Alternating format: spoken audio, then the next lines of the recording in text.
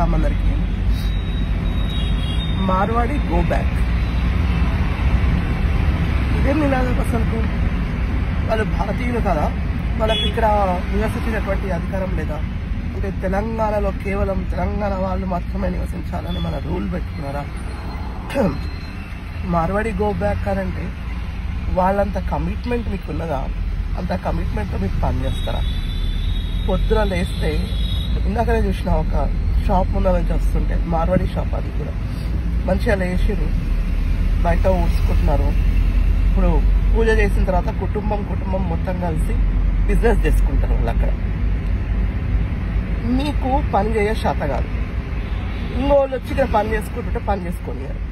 అరే ఎక్కడి నుంచో బర్మా నుంచి, బంగ్లాదేశ్ నుంచి వచ్చి రోహింగ్యాలు ఇక్కడ నివసిస్తున్నారు. వాళ్ళని ముందు బయటికి దుబ్బమని చెప్పేసి అడుగు. కొంచెమన్నా సిగ్గుశరం ఉండాలి అసలు మాట్లాడడానికి. వాళ్ళు హిందువులు ప్యూర్, కంప్లీట్లీ మీకంటే ఎక్కువ పూజలు చేస్తారు, గోవులను పూజిస్తారు, పొద్దున లేస్తే 10 మందికి సహాయం చేస్తారు. మీరెవరు చేస్తున్నారు సహాయం? కనీసం మీ కుటుంబ సభ్యులకే మీరు సహాయం చేసుకున్నారు. ఇవాళ మార్వాడి గో బ్యాక్ అని చెప్పేసి మాట్లాడుతున్నారు. రండి అందరం కలిసి బాలాపూర్ దగ్గర ఉన్నటువంటి రోహింగ్యాలందరినీ కూడా బయటికి దొబ్బేద్దాం. మరి అందరం కలిసి ముందు. వాడెవడో బర్మా దేశం నుంచి వచ్చి ఇక్కడ మన వ్యాపారాలన్నీ కూడా ఆక్రమించుకున్నాడు. ఆ మరకలను పంపించడానికి మీకు చేత కాదు. కానీ ఇక్కడ ఉన్నటువంటి అసలైన హిందువులని రాజస్థాన్ నుంచి, గుజరాత్ నుంచో, లేకుంటే ఎక్కడి నుంచో ఉత్తర భారతదేశం నుంచి వచ్చి ఇక్కడ తెలంగాణలో పనిచేసుకుంటుంటే మాత్రం మీకు ఒళ్ళు నొప్పులేస్తుందా? పనికి మాలిన ఉద్యమాలు మొదలు పెట్టే ముందు దేశానికి ఎవడు నష్టము, దేశానికి ఎవడు శత్రువో ముందు తెలుసుకోండి. మీ లెక్క తాగి తందనాలు ఆడేటటువంటి సంస్కృతి వాళ్ళకు లేదు. వాళ్ళ కనీసం ఇప్పటి వరకు ఇలాంటి వరకు వాళ్ళ కుటుంబాలన్నీ కలిసి ఉమ్మడి కుటుంబాలుగా బతుకుతారు. వాళ్ళు ఉమ్మడి కుటుంబాలుగా వండుకుంటూ వాళ్ళ వ్యాపారాలను అభివృద్ధి చేసుకుంటారు. అండి మరి తెలంగాణలో ఎన్ని ఉమ్మడి కుటుంబాలు ఉన్నాయో చూద్దాం. అన్ని కుటుంబాలలో ఉన్న వాళ్ళు అందరూ ఒకటే రకమైనటువంటి వ్యాపారం చేస్తున్నారా? కుటుంబం వ్యాపారం ఒకటే ఉందా మరి మనందరికీ కూడా? కాబట్టి ఒక్కొక్కసారి మార్వాడి గో బ్యాక్ అన్నారంటే మాత్రం కొడుకులారా ఒక్కొక్కరిని ఉరికిచ్చి కొడతాం అసలు చెప్తున్నాం. మార్వాడీలను కాదు, ముందొచ్చి రోహింగ్యా గో బ్యాక్ అని చెప్పేసి ఉద్యమం చేయండి, అందరం సహకరిస్తాం. అంతే తప్ప హిందువుల మీద దాడి చేయడానికి వస్తే మాత్రం ఒక్కొక్కళ్ళకు మామూలు ఉండదని చెప్తున్నాం మేమందరం. మిత్రులారా, మీ అందరికీ సామాజిక ఉద్యమాభివందనాలు. నేను మీ తెలంగాణ శ్యామ్.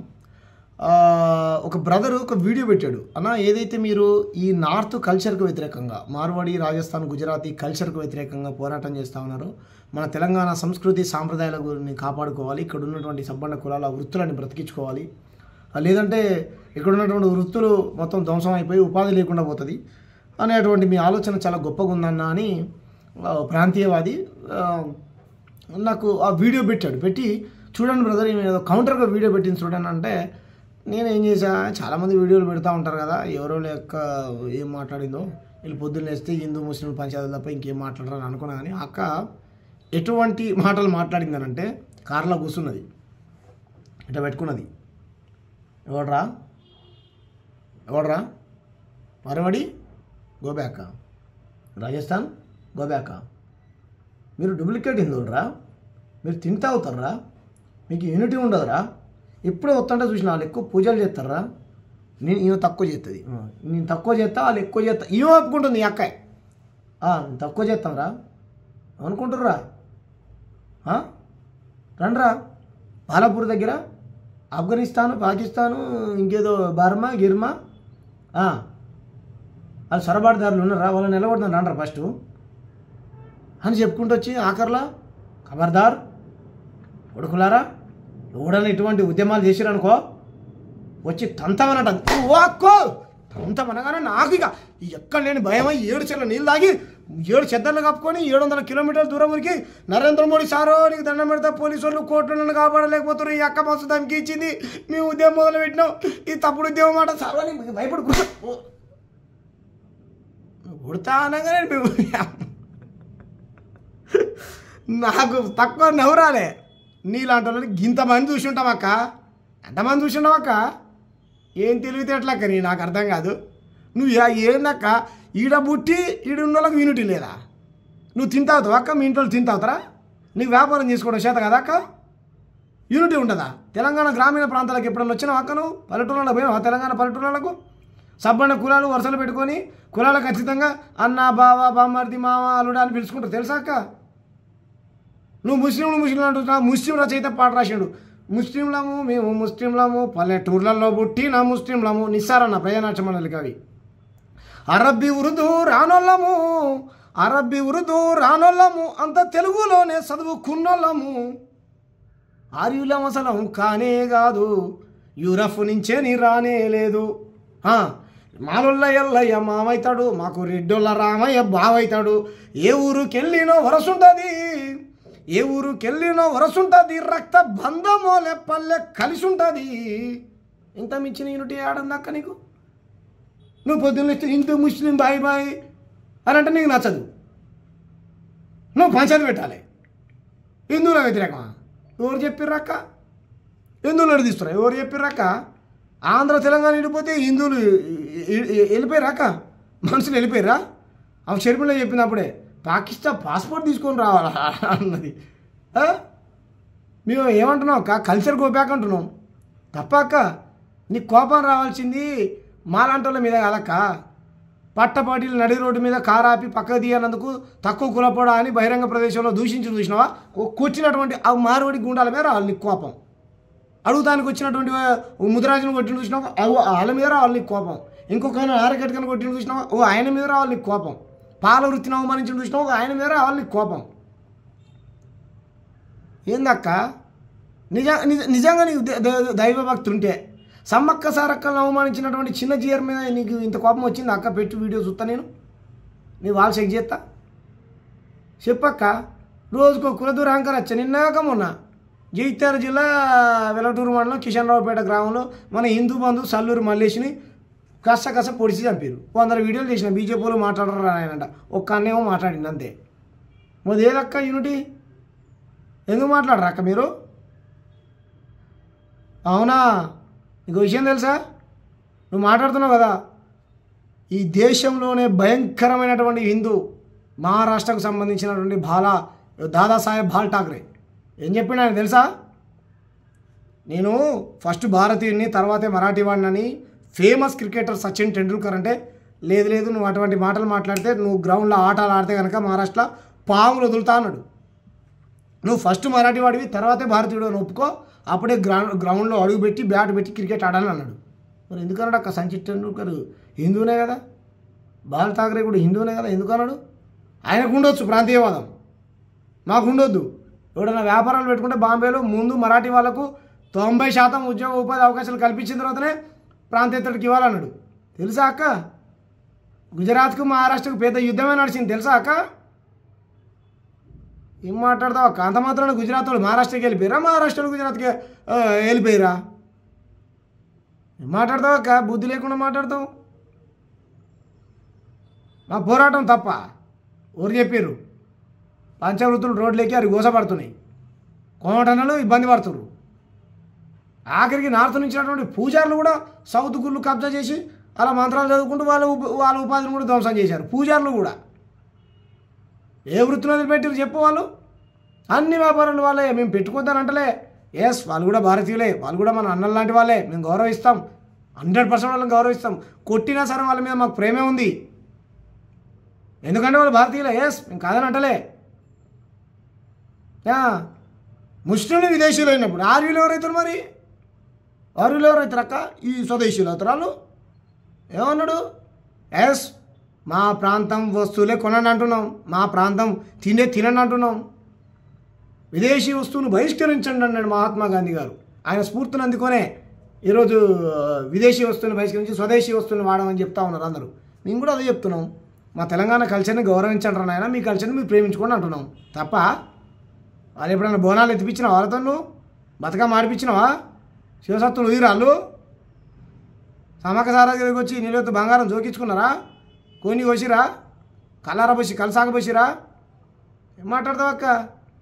చరిత్ర నాగరికతల గురించి మాట్లాడుతుంది, సంస్కృతిలో అన్న. కాకతీయులను మించినటువంటి కల్చరా వాళ్ళది? కాకతీయులను మించినటువంటి యూనిటీ వాళ్ళది?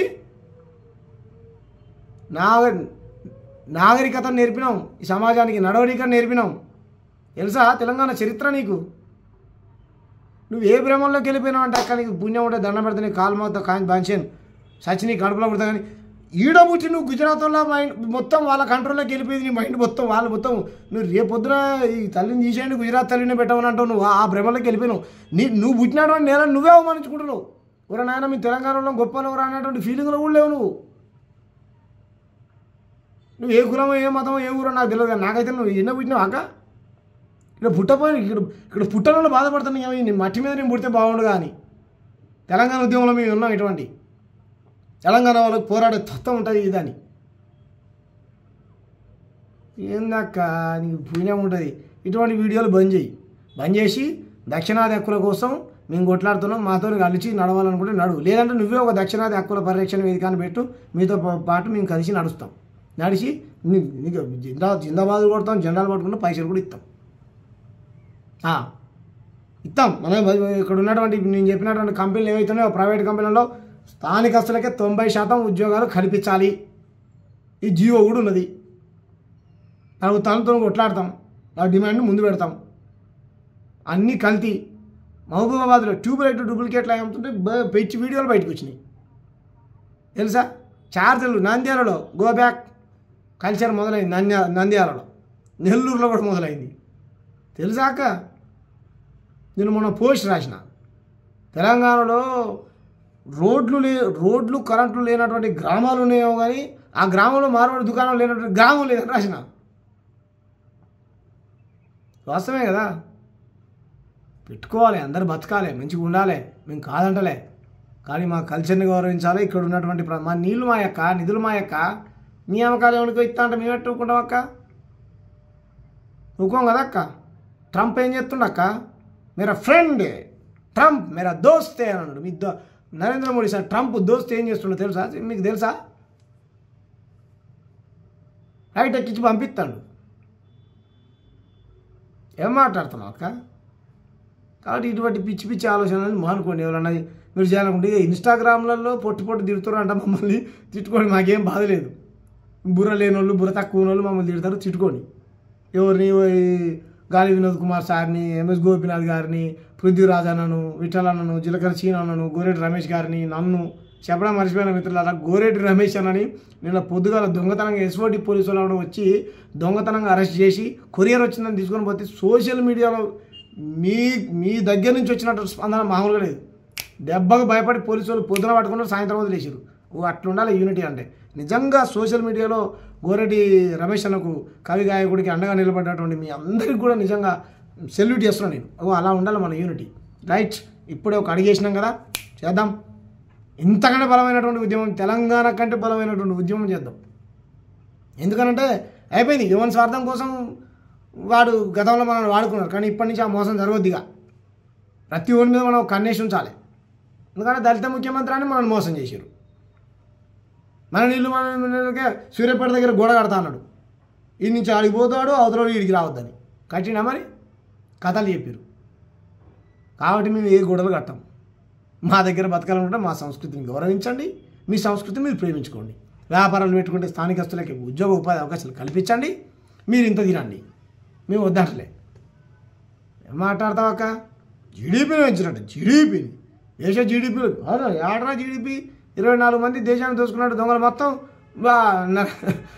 చెప్పిన రాహుల్ గాంధీ ఓలు జీడీపీ అంట. జీడీపీ బాంజేరి మీకే భయపడతాం. ఇక మేము ధమ్కీలకు, ఈ పిట్ట బెదిరింపులకు, తాటాకి సప్పులకు, ఉడత ఉప్పులకే కూడా భయపడ్డాడు.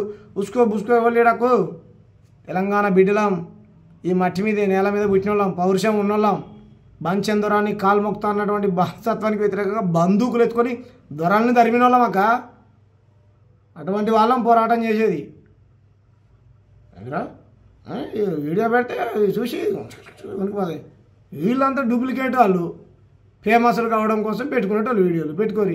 ఆడవాడు ఫోన్ చేసిండు ఇంతకుముందు గంట సేపు సోది తలకాయ తిన్నాడు. షమ్గారు మేము కూడా ఖండిస్తున్నామండి, మాది వనరసేన మాట్లాడుతున్నాను, 2 నిమిషాలు మీతో మాట్లాడుతుంటే 2 నిమిషాలు కాదు నాయన 2 గంటలు మాట్లాడని చెప్పిన. అడిగిందని సమాచారం రోహిణుల గురించి నువ్వు మాట్లాడినట్టు. నువ్వు ఎందుకు మాట్లాడతావు? నువ్వు మాట్లాడు. నేను మాట్లాడతా? నేను ప్రధానమంత్రి. నన్ను ప్రధానమంత్రి మీ నరేంద్ర మోడీ గారిని దిగిపోమను, గంట సేపట్లో రోహిణ్యాలను దేశం నుంచి పంపించేస్తాను. గంట సేపు నేను ప్రధానమంత్రి అయితే నాకేమైనా అవకాశం ఇచ్చారు ప్రజలు? నేను ఉద్యమకారుని, ఏ లైన్ మీద పని చేయాలో ఆ లైన్ మీద పనిచేస్తా. గ్యాస్ ఇలా ఎక్కడో పొలం ఉంది, నాకు కందులు వేసిన కంది పంట కోసం ఎదురు చూస్తున్నా. ఆ పంట పోయినాక ఇంకో పంట వేస్తా. అర్థమయ్యే భాషలు చెప్పిన ఆయనకు. కాబట్టి ఇటువంటి కథలు చేయకండి బాబు. ఈ ఉద్యమం మొదలైంది, బలపడుతుంది, ఇంకా ముందుకు తీసుకెళ్తాం, పెద్ద ఎత్తున పోరాటం చేస్తాం.